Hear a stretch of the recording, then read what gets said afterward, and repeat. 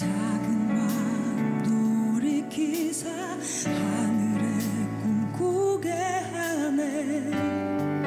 주님을 볼 때 모든 시선을 주님께 드리고 살아계신 하나님을 느낄 때 내 삶은 주의 역사가 되고 하나님이 일하기 시작하네.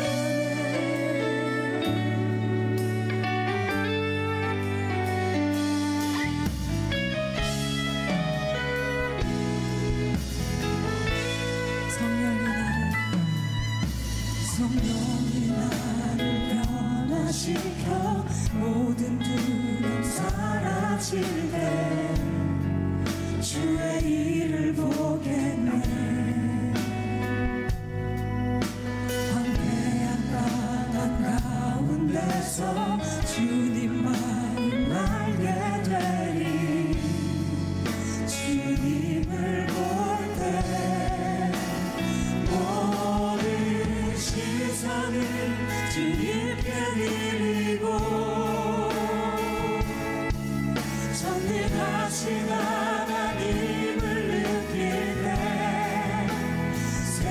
세상은 주의 나라가 되고 하나님이 일하기 시작한 모든 시선을 주님께 드리고 전능하신 하나님을 느낄 때 세상은 주의 나라가 되고 하나님이 일하기 시작하네.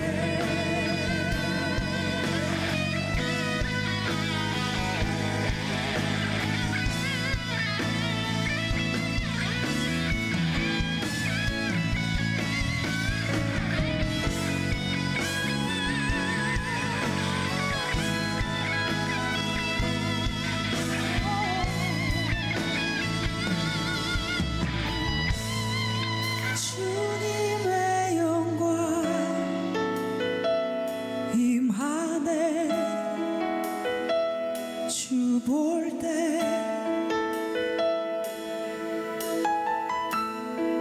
주님의 영광 임하네. 주 볼 때 주님의 영광 주님의 영광 임하네. 주 볼 때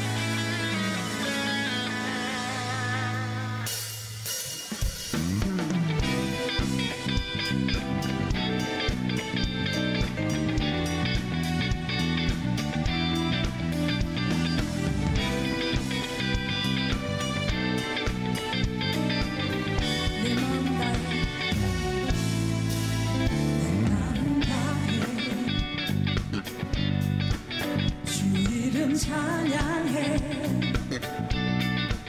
주 사랑 기뻐 말로 다 못하네 주 앞서가며 길을 만드시네 오직 내 갈망 영원히 주 찬양 내 맘에 힘이 되신 주 영원한 빛이 되신 주 내 모든 호흡이 주의 말씀 찬양해 주는 위대한 통치자 내 모든 것 주께 축복해 내 삶을 주의 불로 채우소서 그 마음 다해 주 이름 찬양해 주 사랑 기뻐 말로 다 못하네 주 앞서가며 길을 만드시네 오직 내 갈망 영원히 주 찬양 내 맘에 힘이 되신 주 영원한 빛이 되신 주 내 모든 호흡이 주의 말씀 찬양해 주는 위대한 통치자 내 모든 것 주께 축복해 내 삶을 주의 불로 채우소서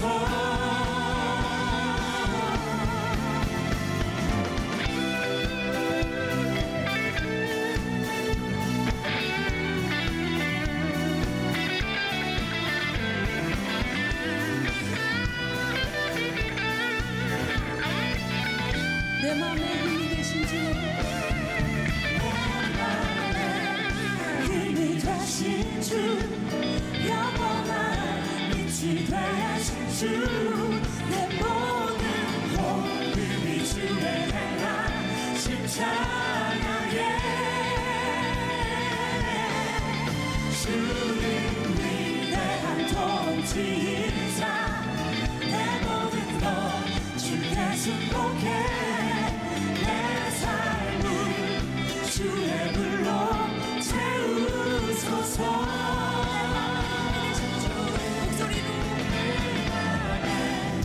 힘이 되신 주 영원한 빛이 되신 주 내 모든 호흡이 주의 행하심 찬양해 주는 위대한 통치자 내 모든 것 주께 축복해 내 삶을 주의 불로 채우소서 내 맘에 힘이 되신 주 영원한 빛이 되신 주 내 모든 호흡이 주의 행하심 찬양해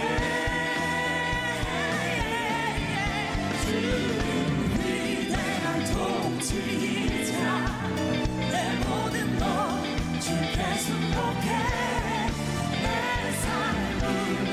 주의 불로 채우소서.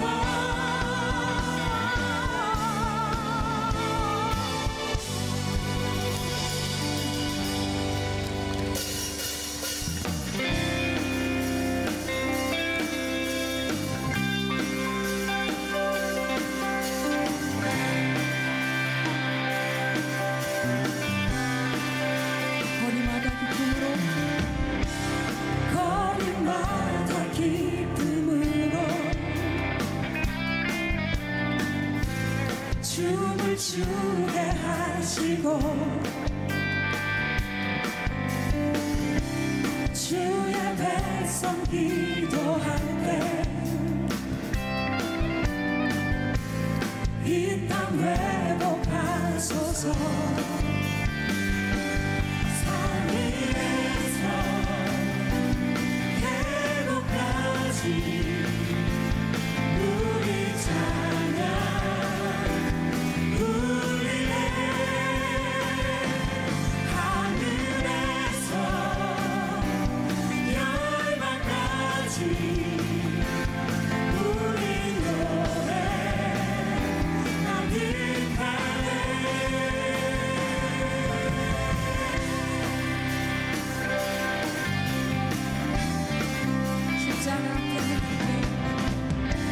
십자가 앞에 행할 때 주의 빛 비추시고 우리 바다 덮음같이 주 영광 채우소서. 산 위에서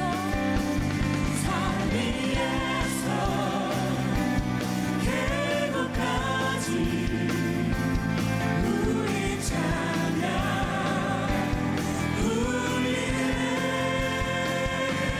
하늘에서 열방까지 우리 노래 가득하네. 산 위에서 계곡까지 우리 찬양 울리네. 하늘에서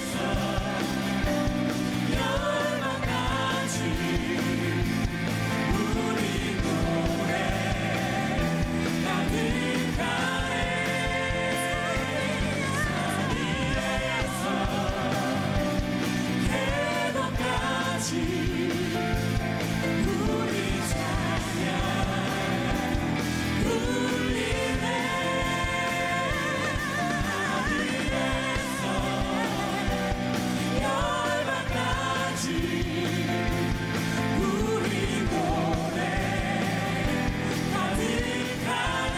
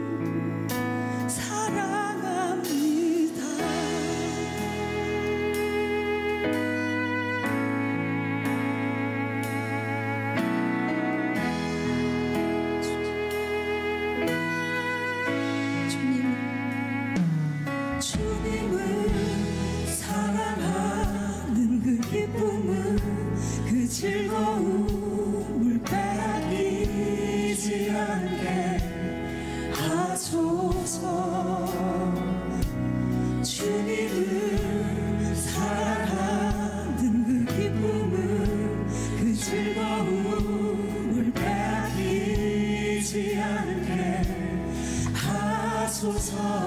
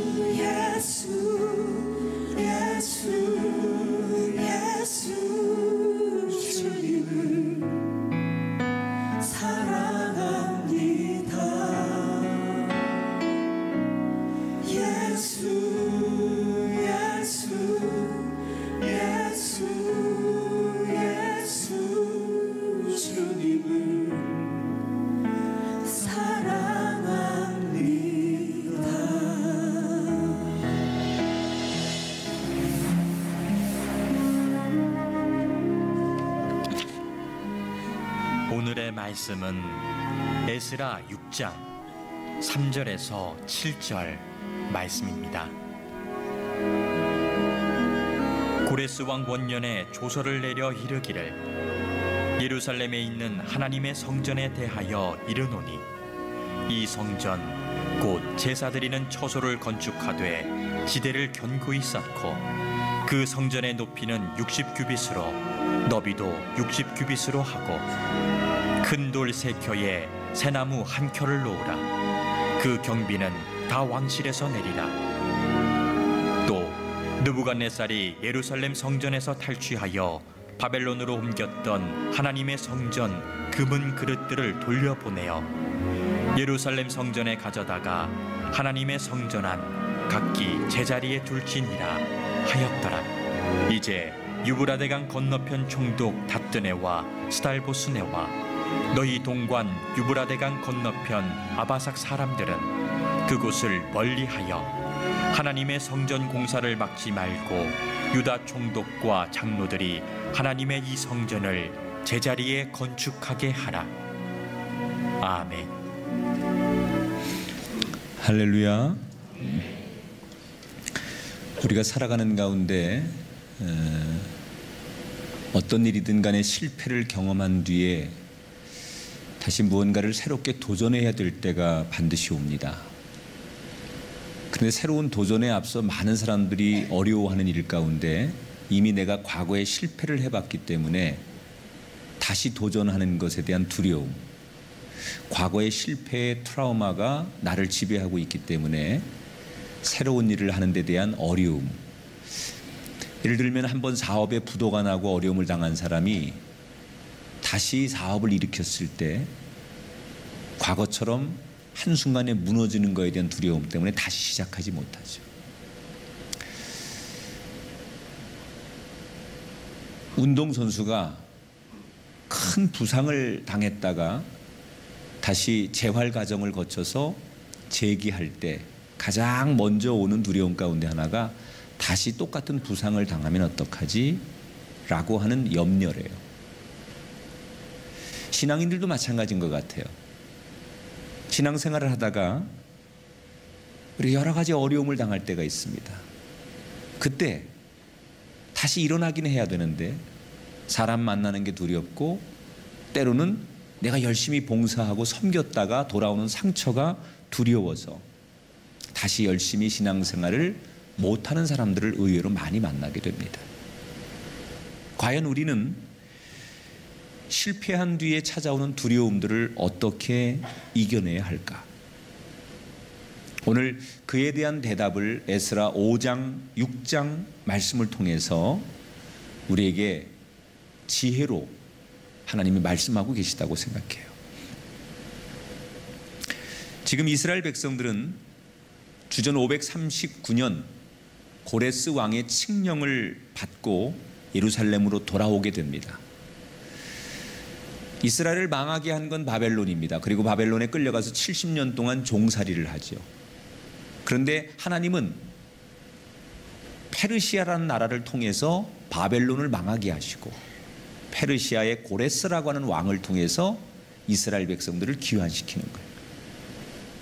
이미 70년 동안 바벨론에서 삶의 터전과 기반을 닦은 많은 이스라엘 사람들은 조국으로 돌아갈 수 있지만 자식들의 교육이라든지 또 지금 일구어 놓은 삶의 터전 때문에 70년 만에 조국으로 돌아가는 두려움이 있어서 대부분은 바벨론에 남게 되지만 그래도 하나님이 우리에게 주신 조국, 그 조국의 성전을 재건하는 일에 우리가 가서 희생해야겠다고 생각해서 5만 명의 사람이 예루살렘으로 돌아오게 됩니다. 그들은 개인적으로 잘 사는 것도 그들의 꿈이었지만 무엇보다 과거에 하나님의 성전, 예루살렘 성전을 다시 재건하는 일이 우리 살아생전에 우리가 하나님께 받은 사명이라고 생각하고 그들은 바벨론에서 돌아오자마자 예루살렘 성전 재건에 온 힘을 쏟기 시작합니다. 성전에 기초돌을 놓고 하나하나 성전을 막 지어가고 있던 중에 그들을 시기했던 원래 예루살렘에 남아있던 토착민들 가운데 같은 동족이지요. 이 사람들이 공권력과 야합을 해서 성전 건축을 교묘하게 방해하고, 그래서 결국 성전 건축이 멈추게 됩니다. 이 모든 과정을 지켜봤던 바벨론에서 돌아온 5만 명의 순수한 신앙인들은 여기에 실망을 금치 못해요. 우리는 하나님을 위해서 나름대로 최선을 다했는데, 삶의 터전까지 버리고 이곳까지 와서 하나님의 성전을 재건하는 일에 우리의 모든 것을 바쳤는데 도대체 하나님은 어디 계신 건가? 우리가 아무리 기도하고 신앙적인 열심을 내어도 이렇게 일이 되지 않는 것 보면 하나님의 뜻이 아닐 수도 있겠다. 아니면 하나님은 우리 편이 아닌가 보다. 이런 신앙의 회의를 느끼고 영적인 무기력에 빠진 많은 이스라엘 백성들이 성전 건축이고 사명이고 이건 우리에게 중요하지 않다. 우선 살고 보자. 그래서 5만 명의 사람들이 성전 건축이 중단되니까 영적 무기력에 빠져서 자기들 살 길로 다 각각 흩어지고 말았습니다. 그렇게 하나님의 성전 건축이 중단되고 영원히 그렇게 끝날 것 같았던 그런 시간이 10수년이 지납니다. 그리고 주전 520년 기적과 같은 일이 일어나게 됩니다. 에스라 5장 1절 2절을 읽어볼게요. 선지자 학개와 이도의 손자 스가랴가 유다와 예루살렘에 거주하는 유다 사람들에게 예언하였더니 수룹바벨과 예수아가 일어나 예루살렘에 있던 하나님의 성전을 다시 건축하기 시작했다. 오랫동안 성전 건축이 방치되어 있는 것을 보면서 그래도 선지자였던 학개, 스가랴 이런 사람들이 백성들에게 또는 이스라엘의 지도자들에게 믿음과 용기를 심어주기 시작합니다. 아무리 그래도 하나님이 우리에게 주신 성전을 다시 짓는 것, 그것이 우리 시대 우리의 사명인데 우리가 이렇게 무기력하게 주저앉아 있으면 안 된다. 그래서 지도자인 수룹바벨과 제사장 예수아를 설득하고 그들이 드디어 앞장서서 다시 흩어져 있던 5만 명 가까운 예루살렘의 성전을 짓기 위해 모였던 사람들을 설득하기 시작하죠. 그리고 다행히 그 설득에 동조하는 사람들이 다시 모여서 10수년 만에 중단됐던 성전 건축이 다시 시작이 됩니다.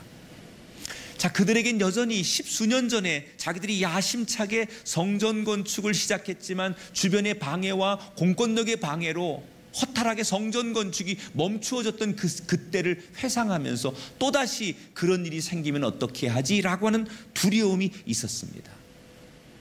그러나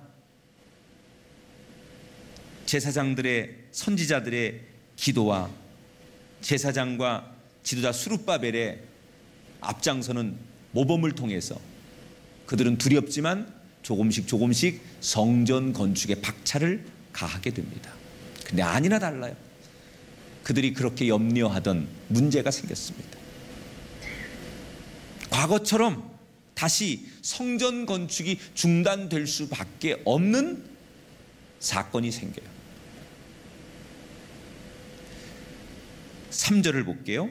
그때 유브라데 강 건너편 총독 다뜨네와 스달보스네와 그들의 동관들이 다 나와 그들에게 이르되 누가 너희에게 명령하여 이 성전을 건축하고 이 성곽을 마치게 하였느냐.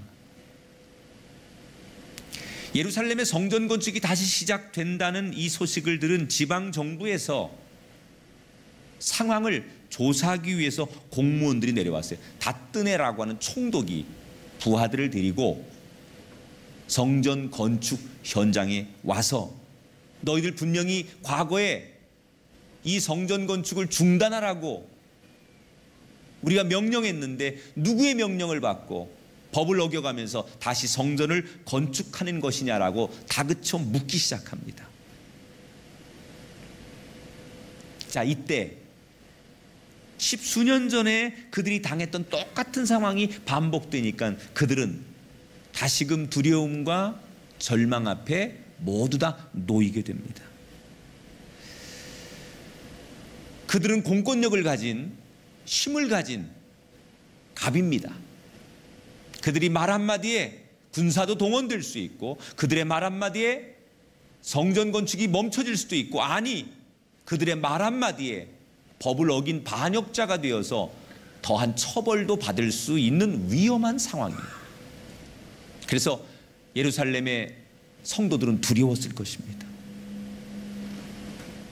특히 수룹바벨과 예수아는 사람들을 이끌고 있는 지도자였기 때문에 그 두려움이 더했을 거예요. 이들은 과연 이 두려운 위기의 순간을 어떻게 이겨냈을까? 자, 보통 사람들 같으면 이 두려운 상황을 회피하거나 아니면 누군가 줄을 잘 서서 로비를 해서 다른 사람의 힘을 얻어서 이 상황을 모면하는 것이 보통 세상의 상식이고 방법이었을 것입니다. 그런데 수룹바벨과 예수아는 의외로 사람들이 선택하지 않는 새로운 방법으로 이 위기를 돌파하죠. 어떻게 그들이 이 위기와 두려움을 이겨내느냐? 에스라 5장 13절에서 15절까지 말씀을 제가 읽습니다. 바벨론 왕 고레스 원년에 고레스 왕이 조서를 내려 하나님의 이 성전을 다시 건축하게 하고, 또 느부갓네살이 예루살렘 하나님의 성전 안에서 금 은그릇을 옮겨다가 바벨론 신당에 두었던 것을 고레스 왕이 그 신당에서 꺼내어 그가 세운 총독 세스바살이라고 부르는 자에게 내주고 일러 말하되, 너는 이 그릇들을 가지고 가서 예루살렘 성전에 두고 하나님의 전을 제자리에 건축하라 하매. 이게 무슨 얘기냐면,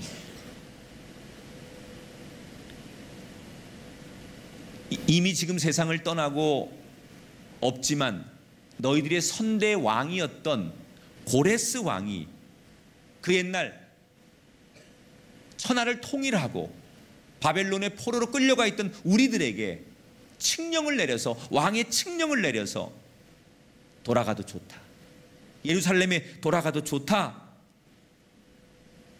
라고 하는 칙령을 받고, 너희들의 그렇게 영웅이었던 선대의 왕이 우리에게 준 그 칙령으로 인해서 우린 여기 온 것이고, 그 근거로 지금 성전을 건축하는 것이다. 여러분, 이 이야기 속에는 단순히 그 사람들이 존경하는 그들의 선대 왕을 들먹거리는 것으로 끝나는 게 아니라, 이 배경 속에는 그 고레스 왕을 움직인 자가 우리의 하나님이라는 거예요. 이방 나라의 왕의 마음을 감동시켜서 우리를 제자리에 돌아오게 했던 그 왕, 그 왕을 움직인 진정한 왕이 바로 하나님이시라는 거예요.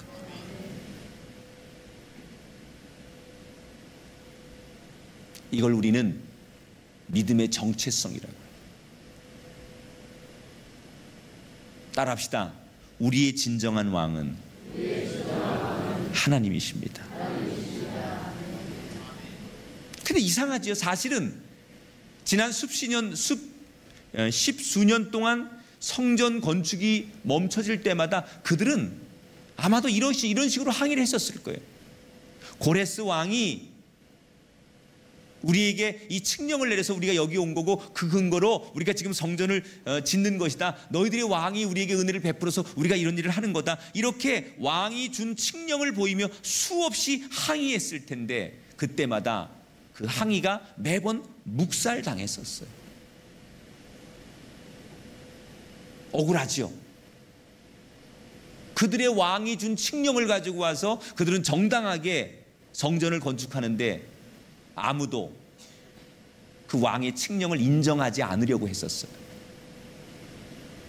그 사람들은 고레스 왕이 준 그 칙령을 가지고 있어도 그것은 썩은 동아줄에 불과하다. 지금 세상이 바뀌었기 때문에 이제는 그 죽은 선대 왕의 칙령이 아니라 지금 실세들, 지금 능력 있는, 지금 권세 있는 이런 사람들을 로비하거나 이런 사람들을 붙들어서 이런 사람들을 설득해서 그 사람들의 재가를 얻어야만 하나님의 성전을 건축할 수 있다. 이런 의견들이 많이 쏟아져 나왔었어요.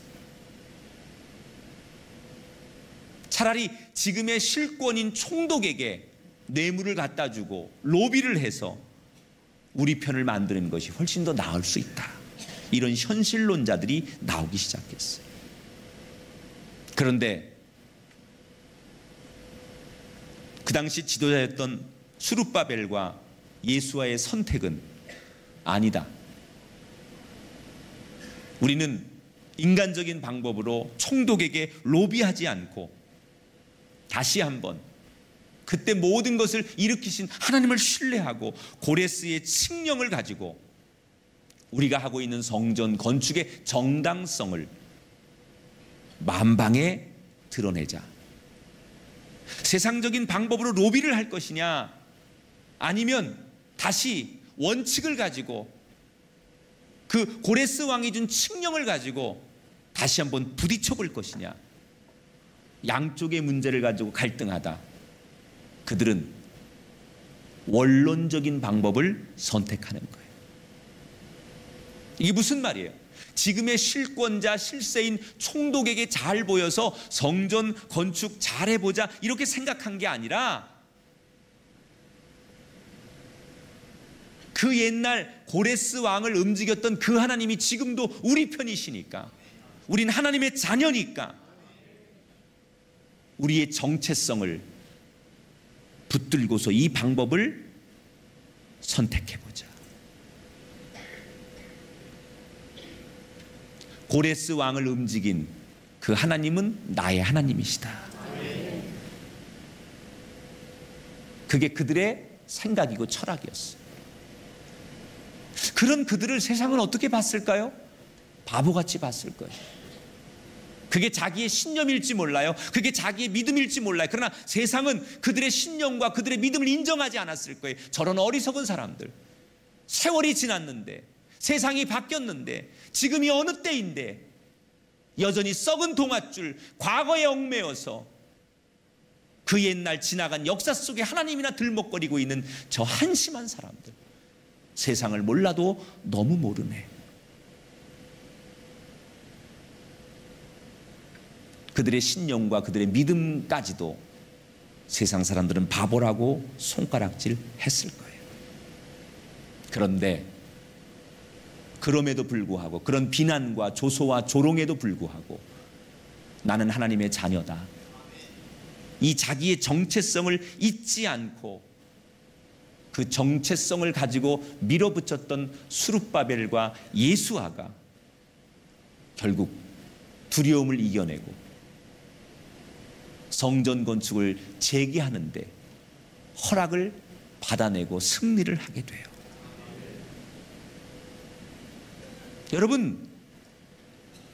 여러분은 여러분 스스로를 어떻게 생각하고 계십니까? 오늘날 많은 사람들이 회복에 대한 얘기를 해요. 회복합시다, 회복합시다 이렇게 부르짖고 있는데, 저는 우리 성도들이 회복해야 될 것 중에 제일 첫 번째가 나는 누구인가 라고 하는 자기의 정체성의 회복이라고 생각해요. 나는 도대체 누구인가?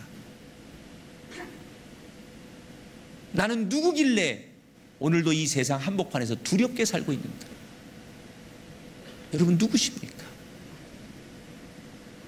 여러분 하나님이 빚은 최고의 걸작품입니다. 하나님의 손으로 만들고 하나님께서 여러분의 코에 생기를 불어넣은 이 세상에 하나밖에 없는 존재. 하나님이 만드시고 감탄하시고 참 잘 만들어졌다라고 좋아하시는 그 모습. 저와 여러분은 바로 그런 사람입니다. 내가 하나님을 믿는다고 외치면서도 날마다 내 삶의 자리에서 두려움 속에 살고 있습니다. 예수를 믿고 있지만 세상 한복판에 나가면 조금 전에 예루살렘의 성도들이 한쪽에서 외쳤던 것처럼 이 세상에서 생존하려면 세상의 방법과 세상의 상식과 세상의 논리를 받아들여야 살 수 있다고 생각하는 사람들이 얼마나 많은지 모릅니다. 하나님은 여전히 세상이 변하고 세월이 변해도 너는 내 자녀고 너는 내 것이라고 말씀하시는데, 우리는 그 말씀을 들으면서도 여전히 두려워하고 걱정하고 있어요. 왠지 아십니까? 하나님은 내가 누군 줄 아는데 나는 내가 누군 줄 모르는 거예요. 하나님은 너는 내 거라, 너는 내 자녀이고 너는 내 아들이고 너는 내 딸이라고 하나님은 말씀하시는데 정작 나는 내가 누군 줄 모르는 거예요. 매주마다 교회 나와서 말씀을 듣고 예배를 참석하면서도 그 말씀 속에서 내가 얼마나 하나님께 은총을 받는 사람인지를 모르기 때문에 우리는 세상에서 작은 위협 속에도 두려워하는 거예요. 저와 여러분은 누굽니까? 우리는 하나님의 자녀입니다.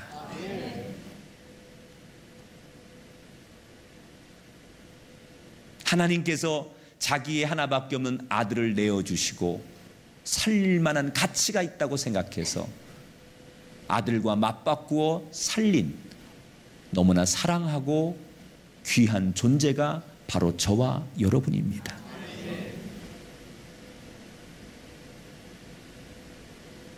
사망과 세상의 권세가 판치는 이 세상 속에서 세상 끝날까지 내가 너희들과 함께 있을 것이라고 사랑을 약속하신, 그렇게 사랑받는 존재가 바로 저와 여러분의 실존입니다. 사랑하는 여러분, 하나님이 우리를 사랑한다는 말씀을 귀로만 듣지 말고 여러분의 가슴에 기억하며 사시게 되기를 축복합니다. 누가 뭐래도 너는 내 자녀다. 누가 뭐래도 너는 내 사랑이다. 누가 뭐래도 너는 대단한 존재다.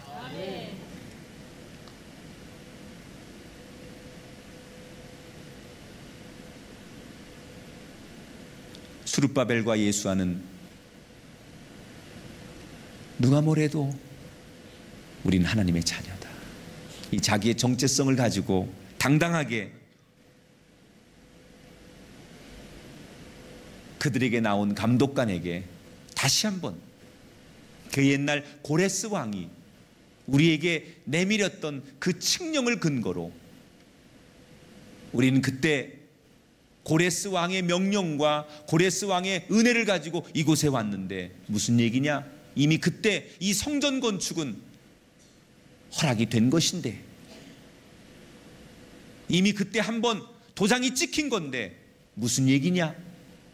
그리고 다시 똑같은 과거 얘기를 되풀이하기 시작해.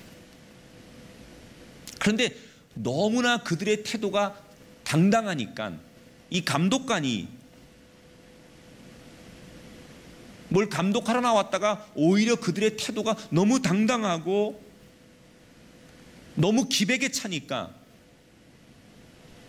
이 총독이 왕에게 직접 편지를 써요. 왕이시여, 이들이 그 옛날 고레스 왕이 내린 칙령이 있다는데 혹시 그 원본이 왕실에 있는지, 그 죽은 선대 왕의 그 칙령이 지금도 존재하는지 한번 찾아봐 주십시오. 그래서 그 페르시아의 총독이 자기 왕에게 편지를 보내요. 그 왕이 그 편지를 받고 신하들을 시켜서 그 선대의 왕이었던 고레스 왕이 써줬다고 하는 그 예루살렘으로 돌아가도 좋다라고 하는 이스라엘 백성들이 내렸던 그 칙령이 존재하는지를 찾아보라는 거예요. 어떤 결과가 나왔을까요? 에스라 6장 내용을 제가 한번 1절부터 7절까지 이렇게 요약해서 읽어볼게요. 이에 다리오 왕이 한 두루마리를 찾았으니 고레스 왕 원년에 조서를 내려 이르기를 예루살렘에 있는 하나님의 성전에 대하여 이르노니 그 경비는 다 왕실에서 내리라. 이제 유브라데강 건너편 총독 다뜨네와 스달보스네와 아바색 사람들은 그곳을 멀리하여 하나님의 성전 공사를 막지 말고 유다 총독과 장로들이 하나님의 이 성전을 제자리에 건축하게 하라. 그 페르시아 왕실에 방치되어 있던 고레스의 칙령을 발견하게 하셨어요. 봤더니 그 선대의 왕이 진짜 자기의 왕의 조서를 찍어서 이들이 돌아가게 하고, 돌아가서 그들이 다시 옛날 것을 재건하는데 우리가 도와줄 수 있는 것을 다 도와줘라. 성전 건축을 하겠다고 하면 그 성전 건축의 재건을 도와주고, 성을 재건하겠다고 하면 그 성 재건하는 것을 도와줘라 라고 하는 그 선대 왕의 칙령이 발견이 된 거예요. 그러니 꼼짝없이 더 이상 아무도 방해할 수가 없는 거예요. 하나님은 이렇게도 역사합니다. 끝까지 자기의 믿음과 정체성, 나는 하나님의 자녀고 하나님의 이야기만 듣는 사람입니다 라고 하는 그 믿음의 고백을 가진 수룹바벨과 예수와의 신념과 믿음 아래 하나님은 역사하기 시작했어요. 그리고 다시 공사가 시작돼 그들이 그토록 꿈에 그리던 성전 재건이 4년 만에 아름답게 마무리가 됩니다. 그것도 중앙정부의 재정 지원을 받아가면서까지, 모든 공무원들의 보호를 받아가면서까지 완벽하게 성전 재건이 이루어져요. 여러분, 세상 모든 사람들이 이 예루살렘의 성도들을 비웃는 그 순간에도 나는 하나님의 명령을 받았다라고 하는 자기의 정체성을 지켰던 수룹바벨과 예수와 같은 사람을 통해서 하나님의 역사는 이루어졌어요.